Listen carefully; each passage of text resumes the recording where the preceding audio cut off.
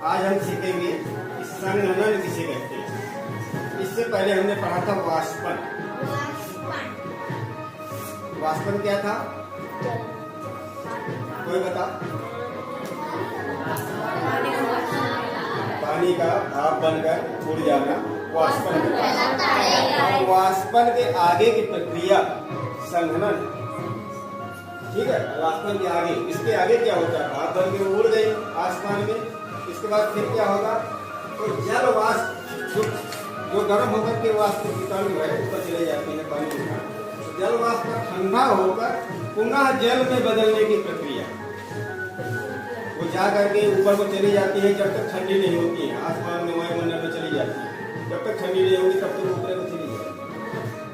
तो जल वाष्प का ठंडा होकर पुनः जल में बदलने की प्रक्रिया को संघनन कहते हैं।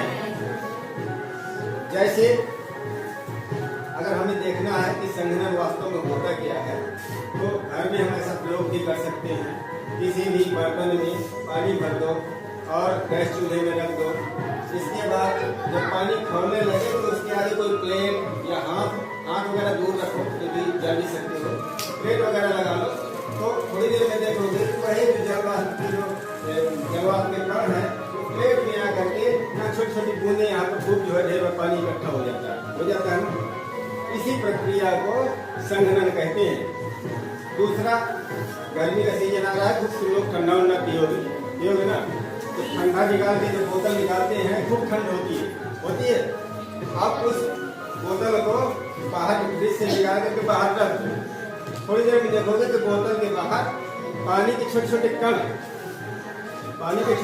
उसमें चिपक जाते हैं। वो कण कहाँ से आ जाते हैं? क्योंकि हमारे वातावरण में जो वाष्पन लगातार हो रहा है तो यहाँ पर मौजूद है ना, वही उसके संपर्क में आते ही ठंडे हो गए और ठंडे होकर के पानी के रूप में परिवर्तित हो जाए। ये संघनन की प्रक्रिया है। दूसरा हम लोग देख सकते हैं कि जैसे